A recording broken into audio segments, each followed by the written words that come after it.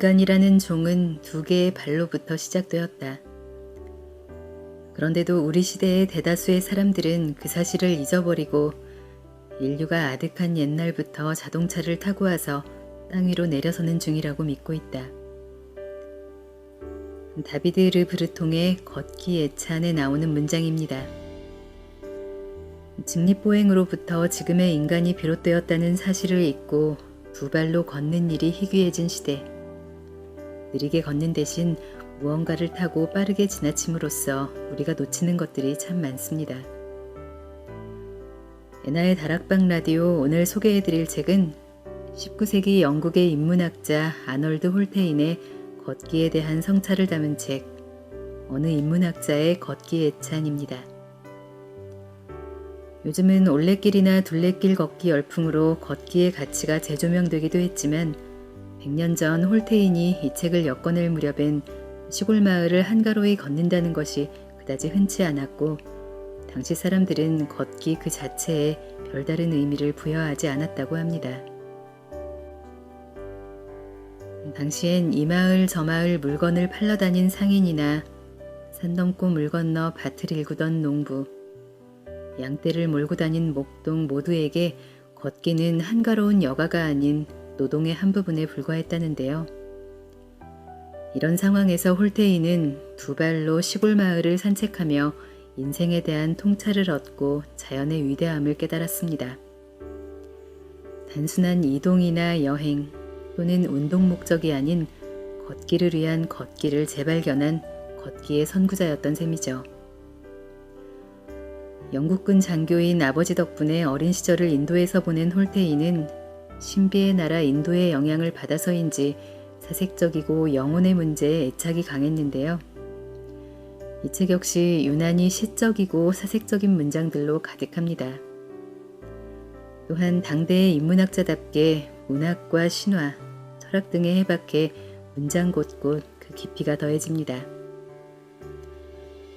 100년 전 인문학자가 말하는 걷기란 무엇인가? 오늘도 끝까지 편안하게 들어주세요.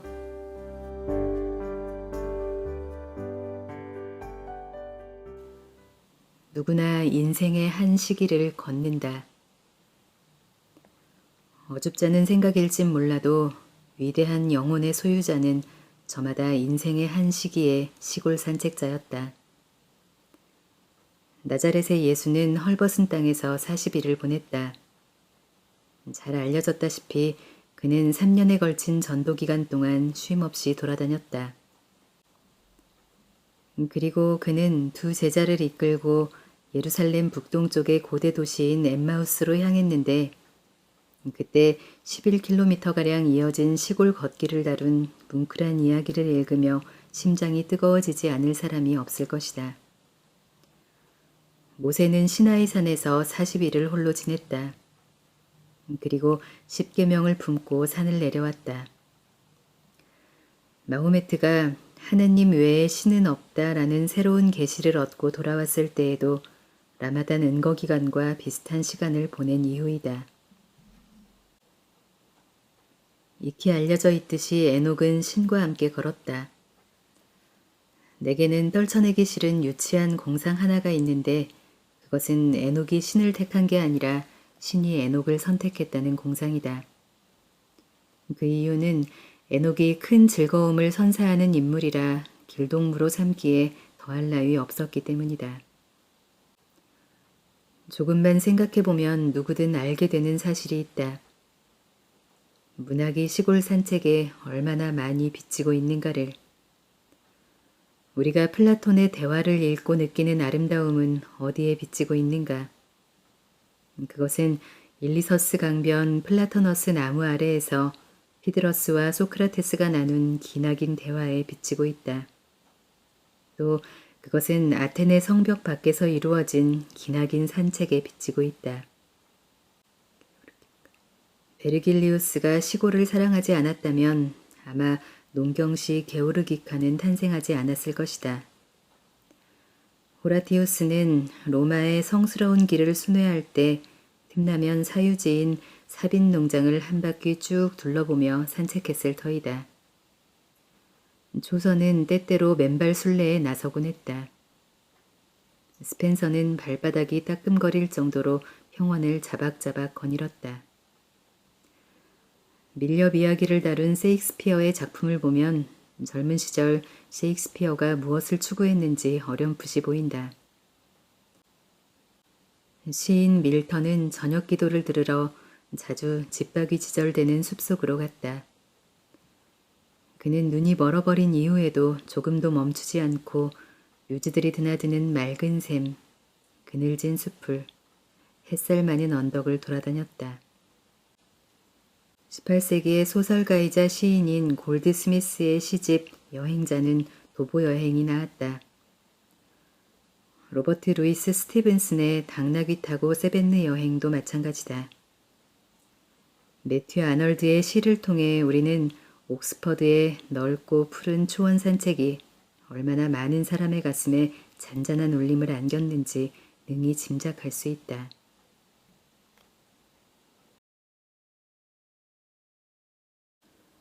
걷기는 유전자처럼 인류에게 각인된 본능이다. 여러 가지 이유로 걷기는 인류의 아로새겨진 본성이 아닐까 한다. 인간이 여태껏 원시적 본성을 잃지 않았다는 이론이 있는데 이 이론은 별로 인기가 없다.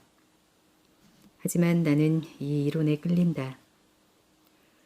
본성은 수정되고 증폭되고 또한 다듬어진다. 그 밖에 다른 것은 없다. 세상 어느 문화를 보더라도 우리는 여전히 야만인이다. 인간은 옷을 걸친 야만인이다. 예나 지금이나 인간은 옷을 훌훌 벗고 야만 상태로 돌아가는 것에 희열을 느낀다. 옷을 입은 채 바닷바람을 마주하는 것도 상쾌한데 벗은 몸에 와닿는 바람의 감촉은 오죽하겠는가. 내가 생각하건대 영국의 시인이자 사회주의자인 에드윈 카펜터는 천국과 우리들 피부 사이에 끼어있는 11겹의 옷가지에 대해 혀를 끌끌 찼다. 월트 휘트먼은 누드 일광욕에 흠뻑 빠졌었다.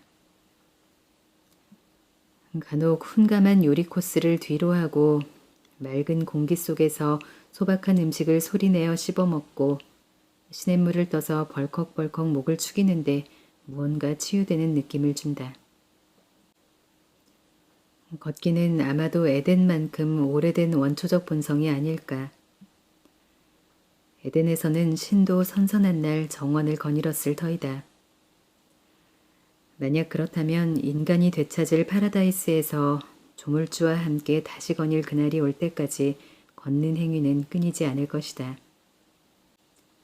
어떤 기계적 이동수단도 방랑하는 족속, 단지 걷고 싶어 걸을 뿐인 족속을 멸종시킬 순 없다.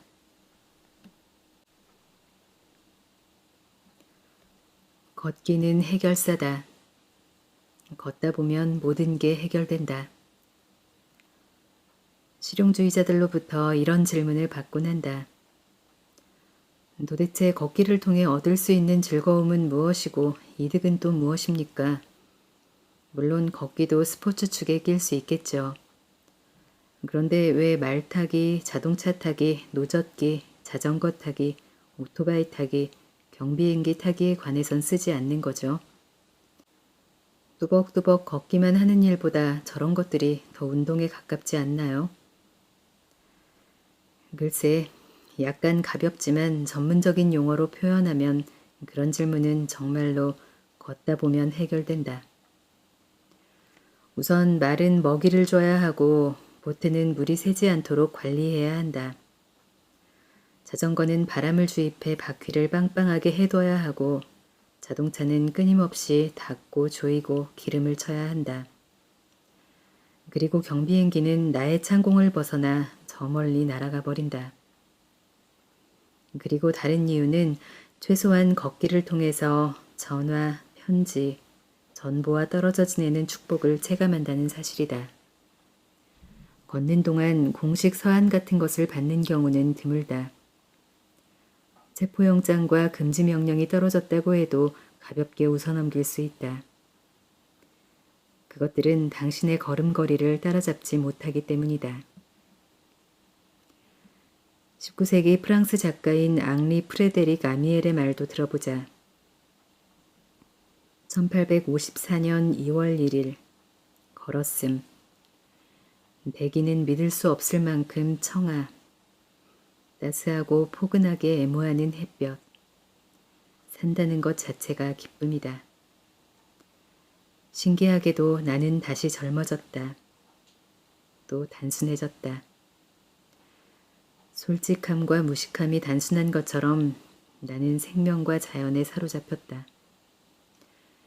그것들은 한없이 부드럽게 나를 어루만져 주었다.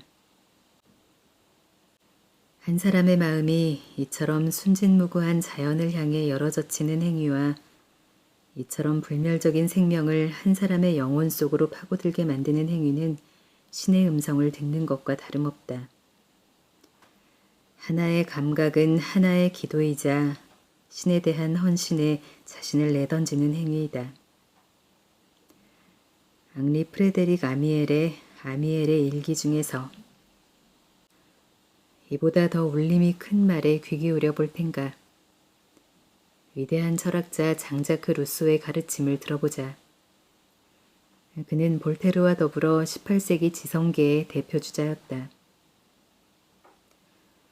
내가 기억하지 못하는 내 삶의 세세한 일들 가운데 가장 후회하는 것은 여행일기를 작성하지 않은 것이다. 나 홀로 걷고 걸었던 그 여행만큼 생각을 많이 한 순간은 없다. 또 그때만큼 내 실체에 대해 많이 깨닫고 활력이 넘쳤던 적은 없다. 말하자면 그때만큼 내가 나다웠던 적은 없다. 걷기는 내 두뇌를 활성화해 사고력을 고양하는 무언가가 있다. 즉, 한 곳에 머물 때는 생각이 잘 돌아가지 않는다. 정신이 작동하려면 내 몸 또한 움직이는 상태에 있어야 하는 것이다. 마을 풍경, 아름다운 경치, 위대한 산들바람, 왕성한 식욕, 걷기를 통해 얻는 건강, 기숙사로부터의 탈출, 자립심 부족으로부터의 도피, 불행한 운명을 일깨워주는 모든 것으로부터의 도피, 이 모두는 내 영혼을 해방시키고 더욱 대담한 생각을 가지게 만들어 말하자면 자연의 광활함 한가운데로 나를 내던진다. 그 속에서 나는 자유자재로 선택하고 조합하고 두려움과 제약 없이 내 의지대로 행동할 수 있다. 나는 자연의 주인인 것처럼 자연의 모든 것을 활용한다. 위대한 루소는 이 글을 조용히 말년을 보낼 때 썼다. 나이를 많이 먹고서도 인상이 지워지지 않았으니 걷기가 가져온 영적인 자극은 꽤나 강력했던 게 틀림없다. 내가 아는 어떤 사람은 어느 여름철 홀로 2사람목 이상을 하려 애쓴 적이 있다. 그는 일주일에 5일 동안 이른 아침부터 이튿날 아침까지 일에 매달렸다. 토요일 오후가 되어서야 자유가 주어졌다. 그는 토요일에 보트를 타고 마을로부터 30km가량 떨어진 곳으로 외출했다. 그리고 일요일 오후 다시 작업을 했다. 월요일 새벽 2시 30분에 그는 귀환길에 올랐다. 이번에는 걸어서 갔다. 도중에 아침밥을 해결하고 늦지 않고 정확한 시간에 그의 책상 앞에 당도했다. 무슨 이득이 있었냐고? 그날 새벽의 걷기로 인해 그는 일주일 내내 기력이 샘솟은 채 지냈다. 즐거움을 주었냐고? 존경하는 실용주의자들이여, 그와 동행했더라면 때묻지 않은 자연의 고요, 평온, 잔잔한 울림을 느껴보았더라면 좋았을까. 이른 아침 시간이 주는 지상 최고의 휴식, 고독감, 광활함, 침묵의 별들 아래에서 영혼과 마음은 드넓게 뻗어나간다. 고즈넉한 새벽녘은 그렇다. 그는 보름달이 이지러지며 기우는 장면을 보았다. 그는 위대한 자연이 천천히 깨어나는 장면을 보았다. 졸음을 떨치지 못한 젖소들이 클로버 풀밭 위에 웅크리고 있었고 이슬 머금은 들판은 보석처럼 빛났다. 무릉덩이는 여명 속에서 에메랄드와 석류석처럼 빛났다. 살아있는 모든 것들은 신압으로 제 개성을 발산했다. 관목 하나하나, 땅을 기어다니는 생물 하나하나 저마다 고유한 삶을 가지고 있었다. 가장 볼품없는 잡초도 식물적 개성을 한껏 뽐내는 시간이었다. 그리고 낮이 키스를 건네자 눈꺼풀을 파르르 떨며 깨어나는 들판 혹은 숲속의 모든 꽃들이라는 구절이 그의 귓전에 울렸다. 그는 혼자였다. 그의 곁에는 무사태평인 자연밖에 없었다. 말로 표현 불가능한 영겁의 평화가 그의 영혼 속으로 파고들었고 그 덕분에 그는 5일이라는 소모적인 기간 동안 잡다하고 하찮은 일들과 너끈히 싸울 수 있었다. 걷기는 정신의 보약이기도 하다. 동종요법 처방의 경우에도 역시 들어맞는다. 지난 일요일 아침 식전에 6km가량 가벼운 산책을 했다. 그때 산책은 나를 평온하고 은혜로운 사람으로 변화시켰는데 그 영향이 아직도 가시지 않는다. 산책길에는 한 사람도 눈에 띄지 않았다. 마을은 온통 내 차지였다. 나는 하늘과 땅의 드넓은 정막 속에 피곤에 절은 내 머리를 담가서 목욕시켰다. 언덕배기에 올라 넓고 평화로운 시골 마을을 훑어보았다. 마을 뒤로 아득히 잔잔한 호수가 있고 마을 앞에는 아직 잠에 취한 도시가 기다랗게 누워 있었다. 그 뒤로 인자한 하늘이 쭉 펼쳐져 있었다. 하늘이 이 절박한 세상을 꼭 품어 안은 모양이었다. 나는 움직이는 것들 틈바구니에서 부동을, 무상함의 본질을, 다양함 속의 통일성을, 윤회하는 세계의 한 목적지를, 모든 게 오로지 수단으로 보이는 세계의 결과를, 요한 속에 숨어있는 무한을, 인간에 내재된 신성함을 보았다고 확신했다. 쳇바퀴 같은 한 주가 끝난 후 나의 걷기는 나의 정신을 북돋우고 신명을 불어넣었다.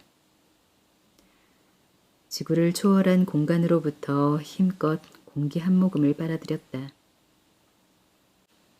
이른 아침 공기에는 낯설 정도의 순수한 무엇이 있다.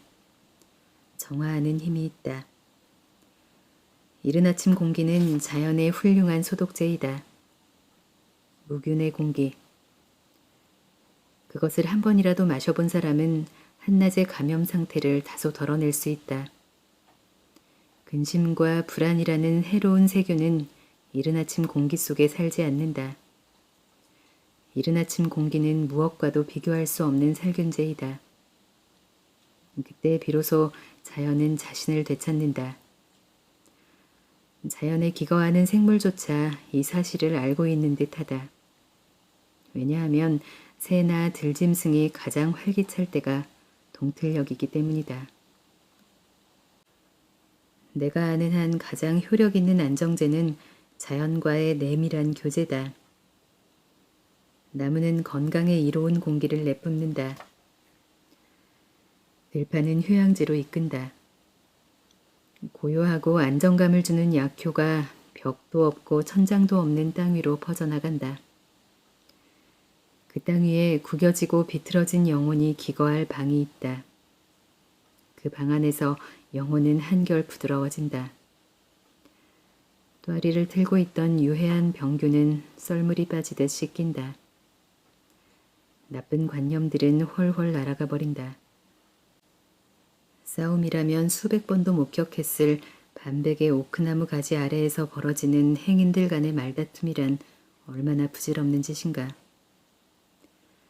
널찍한 하늘 아래에서 인정사정 볼 것 없이 터지는 분노들은 얼마나 초라해 보이는가. 그럴 때는 두꺼운 부츠를 꺼내 신고 튼튼한 지팡이를 움켜쥐고 나서 시골 속으로 걸어라. 궂은 날이든 맑은 날이든 상관하지 마라. 상식에도 맞지 않는 터무니없는 소리로 들릴지도 모르겠다. 하지만 일단 한번 시도해보라. 자연은 결코 포기하는 법이 없다. 사람의 발길에 짓밟히고 경쟁관계에 있는 초목에 둘러싸여 길을 펴지 못할지라도 쐐기풀은 살아남기 위해 정력적으로 투쟁한다. 그래도 쐐기풀은 투쟁의 목적을 갖고 있진 않다. 또한 왜 사랑받는 식물이 더 잘 얻어먹는지 묻지 않으며 왜 자신이 불쌍하지만 뿌리째 뽑혀야 하는지 묻지 않는다. 시골길을 걸어보라. 그리고 최소한 잡초라도 유심히 들여다보라. 그리고 기억해둘 게 하나 있는데 터무니없어 보이지만 시골 걷기는 합법적인 치료법이라는 점이다. 두통을 고친다는 치료약 가운데 불법적인 것이 많다. 각성제, 마취제, 유사환각제가 대표적이다. 사람을 취하게 만드는 한 잔, 두 잔은 말할 것도 없고 야외놀이, 일, 위험한 모험, 도박판도 마찬가지다. 하지만 시골 산책은 그저 자연이 가는 대로 놔두는 행위다. 그럼으로써 치료하는 자연에 기회를 부여하는 행위다.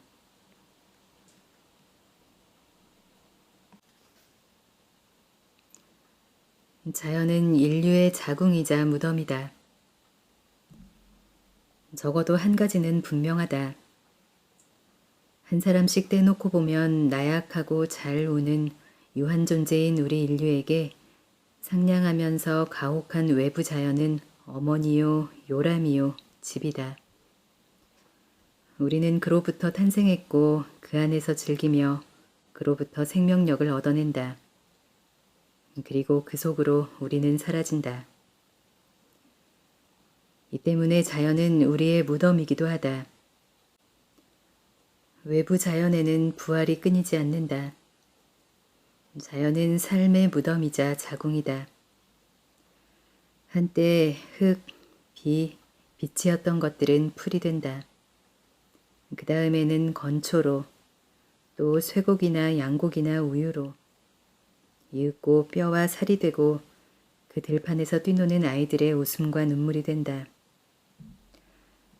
뼈와 살이 삶이라 불리는 불가해한 존재를 내려놓을 때, 뼈와 살이 정신을 포기하고 무기력하게 드러누울 때, 뼈와 살은 다시 한번 자연의 무덤과 자궁 속으로 들어간다.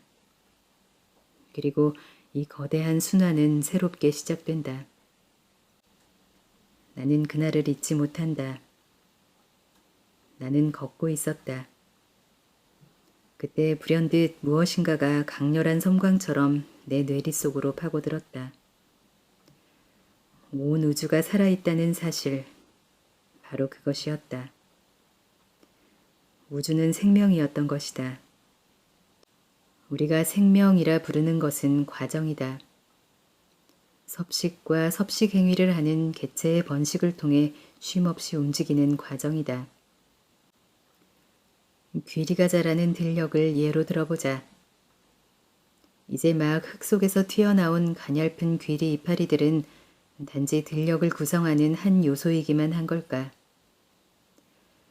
공기 중에 혹은 흙 속에 있는 규소, 인, 산소, 질소, 탄소, 그리고 정체 모를 기타 등등은 돌아오는 7월이면 글루텐과 단백질로 변할 것이다. 자, 그럼 한번 되짚어보자. 글루텐과 단백질 단계의 귀리는 흙과 공기, 그리고 햇빛 등의 혼합물로 전혀 다른 형태이다. 그 다음 당신 앞 접시에 담긴 귀리죽이 있다. 당신은 귀리죽을 떠먹는다.